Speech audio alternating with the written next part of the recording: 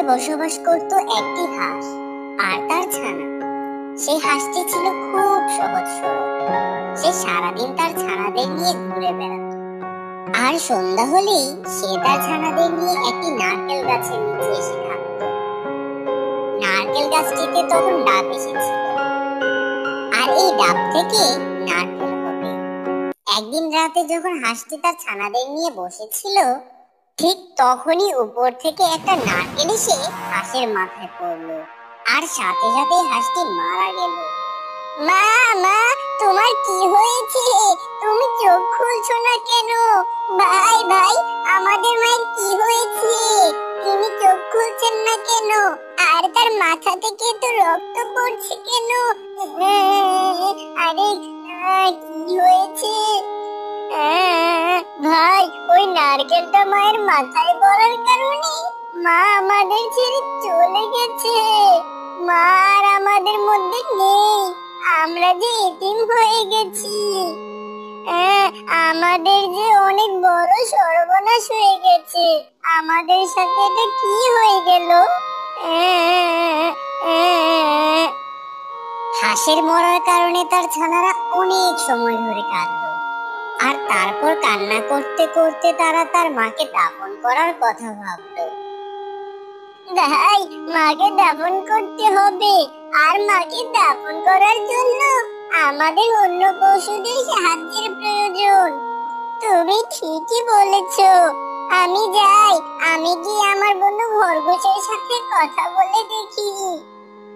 তখন এক হাঁসছানা চলে গেল খরগোশের কাছে, আর গিয়ে তাকে সব কথা খুলে বলল। কিন্তু খরগোশের এই বিষয়ে কিছুই জানা ছিল না। তারপর সে সেখান থেকে কিছু না বলে চলে গেল। তারপর হাঁসছানা গিয়ে পৌঁছলো এক গরুর কাছে, কিন্তু গরুও তাকে তেমন কোনো সাহায্য করতে পারলো না। তাই অবশেষে সে গিয়ে পৌঁছলো এক বাঘের কাছে, আর বাঘকে গিয়ে সে সব কথা খুলে বলল। তোমার কথা শুনে অনেক খারাপ লাগছে আমার, আর জঙ্গলের অন্য প্রাণীরা যা করেছে তা শুনে তাদের উপরও আমার রাগ হচ্ছে। তারা তোমাদের এতটুকু সাহায্য করতে পারলো না। তবে যাই হোক, জঙ্গলের রাজা হওয়ার কারণে আমি তোমাদেরকে সাহায্য করছি। চলো।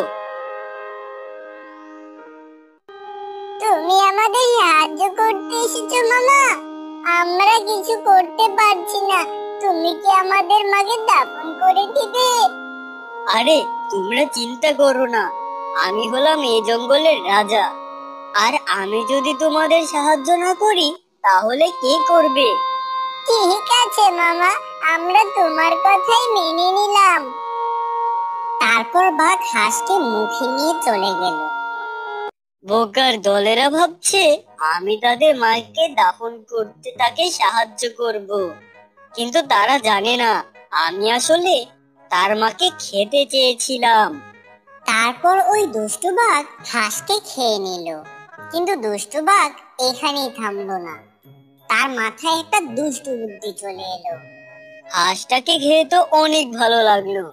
ওই বুড়ো মরা হাঁসটা এত মজা, তাহলে ওই ছোট্ট কচি নাতস নাতস ছানাগুলো জানি কত মজা হবে। আমার তো এখন ওই ছানাদেরকে খেতে ইচ্ছে হচ্ছে।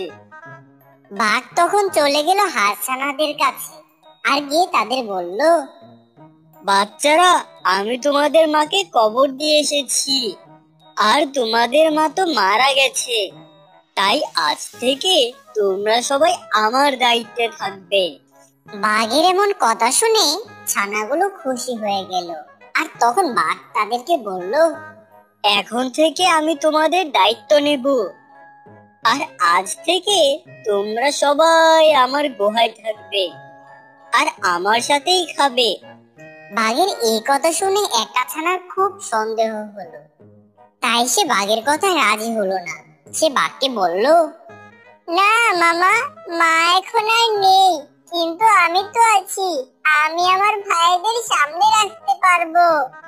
তাহলে তো ভালোই, কিন্তু তোমরা আজ রাতে থাকবে কোথায়? এইখানে থাকলে তোমরাও তোমার মায়ের মতো মাথায় নারকেল পরে মারা যাবে। তার থেকে ভালো তোমরা আমার সাথে চলো। আমার গুহায় থাকলে তোমাদের কোনো সমস্যা হবে না। তার দরকার নেই, আর আমরা এই গাছের নিচে থাকবো না, আমরা এখান থেকে চলে যাব। আচ্ছা ছানারা, তোমরা এখান থেকে কোথায় যাবে আর রাতে কোথায় থাকবে? আমরা বড় আম গাছের নিচে থাকবো বাঘ মামা। ঠিক আছে, তোমরা সাবধানে থেকো কিন্তু।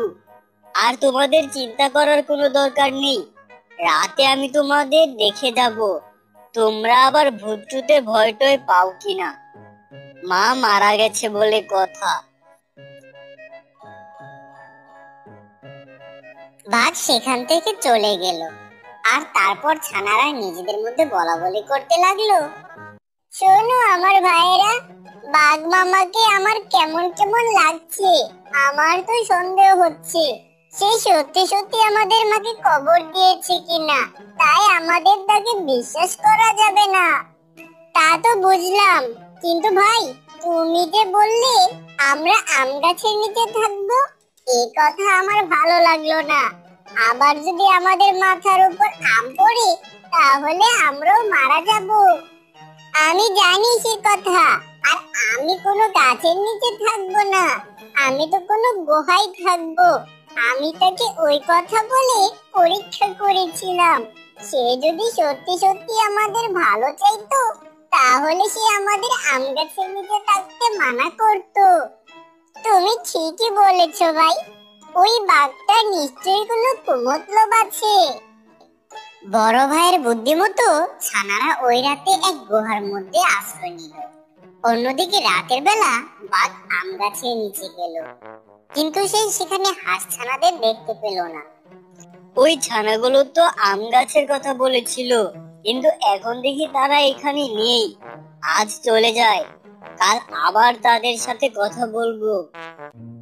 পরদিন সকালবেলা বাঘ আবার ছানাদের কাছে গেল, আর গিয়ে তাদের জিজ্ঞেস করলো, আরে ছানারা, কাল রাতে তোমরা কোথায় ছিলে? আমি তোমাদের দেখতে এসেছিলাম, কিন্তু তোমাদের আশেপাশে কোথাও পাইনি। কাল রাতে আমরা ঝোপঝাড়ের ভেতরে ছিলাম মামা। আহারে, মা মরা ছানাদের কত কষ্ট করতে হচ্ছে। কিন্তু তোমরা চিন্তা করো না, আমি তো আছি। আমি এখন যাচ্ছি, কিন্তু রাতে আবার আসবো। না মামা, এর কোনো দরকার নেই, আমরা ঠিক আছি। এ কথা বললে কি আর চলবে? আমি জঙ্গলের রাজা, আমার একটা দায়িত্ব আছে না? আচ্ছা, আমি এখন গেলাম, রাতে এসে তোমাদের দেখে যাব। বাঘের সাথে কথা বলে হাঁসছানারা পুরো ঘটনা বুঝতে পারলো। ওই বাঘটা অনেক খারাপ, আমাদের বাঁচতে হলে এই জঙ্গল ছেড়ে চলে যাওয়া উচিত। তারপর তারা সিদ্ধান্ত নিল তারা আজই এই জঙ্গল ছেড়ে চলে যাবে, আর তাই তারা এই জঙ্গল ছেড়ে অন্য জঙ্গলে চলে গেল।